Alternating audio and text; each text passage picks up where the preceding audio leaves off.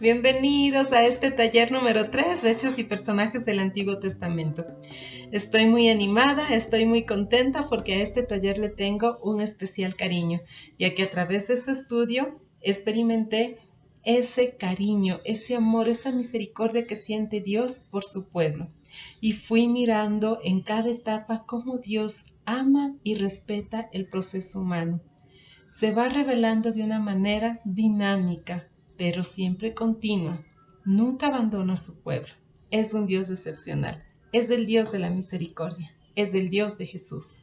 Voy a rescatar dos objetivos de este taller, porque sin duda tiene muchos, pero muy importantes son, número 1, conocer, descubrir, entender que ningún texto cae del cielo, que todos los textos son fruto de las vivencias que tienen las comunidades o los pueblos, en este caso el pueblo de Israel.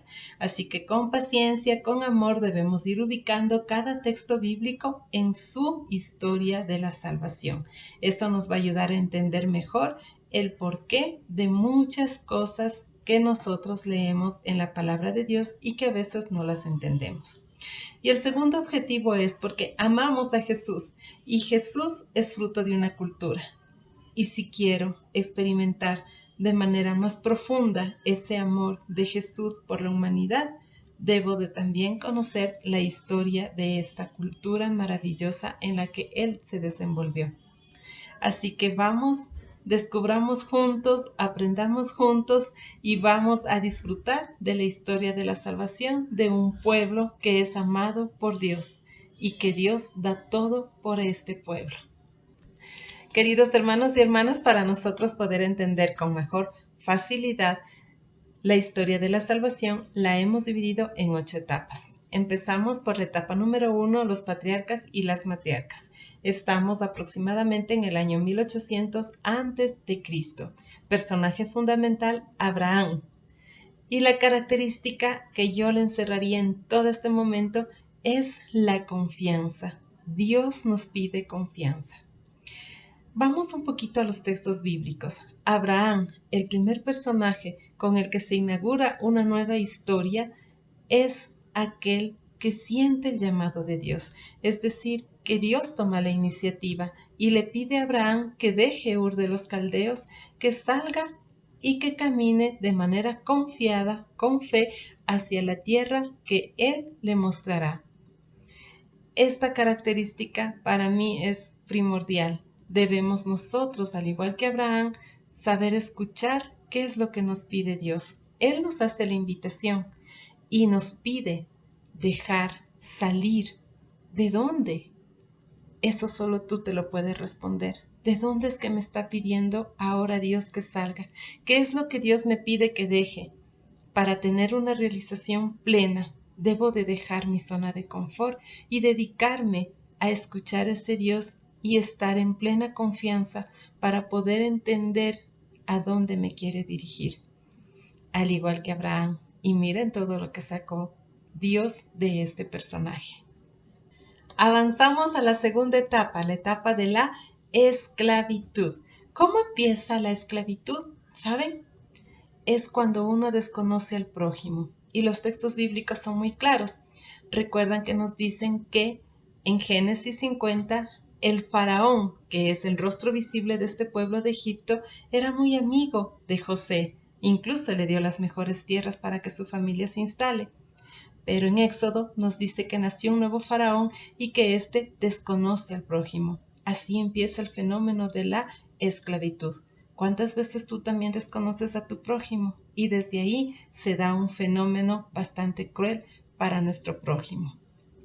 Pero en medio de toda esta realidad hay dos personas fundamentales, dos personajes que me encanta rescatarlos, que son las dos parteras, Sifra y Púa, el esplendor y la belleza de Dios, que a pesar de estas circunstancias negras de opresión para un pueblo, está Dios ahí manifestándose, acompañando al pueblo. ¿Cómo? Recuerdan que Faraón le dice a las dos parteras que maten a los niños cuando ellos están naciendo, que a las niñas los dejen vivir, pero a los niños los maten. y Dios no lo permite a través de estas parteras que luchan y que defienden la vida de los niños. A través de esta historia donde Sifra y Púa defendieron la vida de los niños, hoy Dios también te pide a ti que no desconozcas al prójimo y que defiendas la vida de los niños, de las niñas, de los jóvenes, de los ancianos, de la naturaleza, de los animalitos, de todos, porque está en ti ser luz, ser el esplendor, ser la belleza de Dios. Así que vamos, continuemos con esta historia de la salvación. Llegamos ya a la tercera etapa de la salvación, sí, a la liberación y la alianza. Entonces nos habíamos quedado que el fenómeno de la esclavitud empieza por desconocer al prójimo. Acá empieza toda la liberación cuando nosotros nos abrimos al prójimo, es decir, conocemos el dolor, la humillación, la realidad que vive nuestro prójimo. Ahí se termina todo fenómeno de la esclavitud. Y lo podemos visualizar en el personaje esencial, que es, o quien es, perdón, Moisés. Moisés es aquel personaje que estando en todo su esplendor, que está estudiado de lo mejor, que se ha criado en lo mejor, él en un momento de su vida sale y quiere conocer lo que le pasa a los hermanos hebreos. Y así, de esa manera, empieza a darse toda una liberación. ¿Desde dónde? Desde el conocer. Ahora Dios nos pide a nosotros también conocer el dolor, la opresión, la esclavitud que viven nuestros hermanos. ¿Quiénes? Nuestra mamá, nuestro papá, nuestros amigos, esposos, hijos, etc. La misma naturaleza viven en esclavitud. Así que hoy eres tú ese nuevo Moisés que Dios está pidiendo que salga y que conozca el dolor humano y que a través de él y de las actitudes que él tome va a ayudar para este proceso de la liberación. Así que vamos, ahora tú eres ese Moisés que Dios necesita para liberar a tantos hermanos y hermanas. La cuarta etapa de la salvación es la de los jueces y de las tribus. Una vez que el pueblo logra obtener su libertad junto con sus líderes, pero siempre teniendo esa experiencia que fue el Dios de los sentidos, el Dios que supo ver su historia, el Dios que supo escuchar los lamentos, el Dios que sintió el dolor y que bajó a liberarlos y que para eso necesitó de hombres y mujeres que estén dispuestos para este proceso de liberación desde el conocer del dolor humano. Ahora este pueblo ya está en la tierra de Canaán y deben de distribuirla y organizarse de una manera conveniente para todos, donde reine la justicia, la paz, la libertad, etc. Para todo esto hay un personaje muy elemental en toda esta etapa. Se trata de aquel jovencito valiente que es Josué. Este niño casi debe de distribuir toda la tierra y sobre todo elegir un hombre o mujer que esté a cargo de las tribus. Así que ahora, en nuestra actualidad, tú, hombre o mujer, podrías ser el juez, la jueza, que saque adelante este proyecto, donde todos vivamos en armonía, donde no haya gente con privilegios y donde exista la paz en todo el lugar y donde seas expresión de Dios, porque el juez y la jueza era eso, una expresión de Dios en medio del pueblo. Llegamos a la etapa de los reyes y profetas. Seguro escuchaste de Amós, el profeta campesino, de Oseas, el profeta enamorado, de Isaías, el profeta del templo, también de Joel, aquel joven soñador, el profeta de los sueños. Pero a mí me encanta y resalto mucho la figura de Jeremías, el profeta de las naciones. El profeta que siente que la misión que Dios le encargó es demasiado grande, porque él es joven todavía. Y en ese diálogo intenso que tiene con Dios, se descubre y le dice, no, yo no voy a poder hacer esa misión. Y Yahvé Dios le dice, no, a ti te elegí desde el vientre de tu madre, a ti te consagré, tú eres el elegido, tú eres el profeta de las naciones. A la luz del gran Jeremías, tú también estás consagrado por Dios desde el vientre de tu madre. Y en el bautizo, tú tienes 3 roles que te da Dios, que es el ser rey, sacerdote y profeta, aquel que anuncia, denuncia y consuela. ¿A quién? A la familia, a tu comunidad, al servicio en el que tú estás inmerso hoy, en la Iglesia Católica sobre todo, en la Iglesia Cristiana, en todas aquellas iglesias donde se presta un espacio para gente que debe de ser esa voz de Dios en medio de toda la realidad.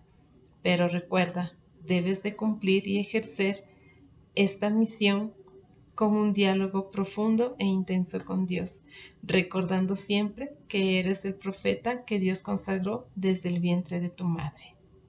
Y llegamos a la 6ª etapa, a la etapa del destierro, una etapa de dolor y de confusión para el pueblo de Israel, ya que fueron sacados de su tierra, de Jerusalén, de toda aquella zona en que ellos estaban ocupando, hacia Babilonia, donde había otra cultura, otra manera de dialogar entre personas, otras maneras de comer, de vestirse, etc. Y el pueblo judío entró en una crisis de fe profunda. Pero para ello habían personas que seguían experimentando ese amor profundo de Dios. Ese amor que Dios nunca deja de transmitir a través de sus profetas. ¿Profetas como quiénes? Como Isaías 2, el gran consolador del pueblo. Recuerden cómo empieza Isaías 41. Consolad, consolad a mi pueblo. ¿De qué? De esta circunstancia de dolor que estaba viviendo, de esta confusión. Pero también tenemos a otro profeta bastante importante en esta época, el gran Ezequiel. La parábola de los huesos secos de Ezequiel 37 nos ilumina de una manera bastante didáctica el dolor que vive este pueblo. Estos 2 personajes, uno al principio y el otro al final del destierro, son aquellos que ayudan al pueblo a retomar ese amor por Yahvé Dios, a creer nuevamente en Él, a estar con su pueblo a pesar de las circunstancias muy oscuras por las cuales atravesaba. Hoy a ti también te pide ser el consolador de este pueblo cuando pasamos por circunstancias muy adversas, cuando tenemos circunstancias en las que vivimos que se nos escapan de las manos y que parece ser toda una oscuridad y que incluso Dios nos ha abandonado. Por ejemplo, hoy que estamos viviendo esta pandemia del COVID, parecería que Dios nos abandonó, pero no es así. Dios siempre está con nosotros y necesita de ti, a la luz de Ezequiel, de el profeta Isaías, para que alimentes al pueblo, para que ayudes al pueblo a rescatar esa experiencia de amor. Dios no nos ha abandonado, Dios está con nosotros, Dios está en ti, Dios está en mí y espera que a través de nuestros sentidos, de nuestras manos, de nuestros pies, vayamos a ayudar al que necesita y a ser realmente testigos de ese amor. La etapa 7 es la restauración.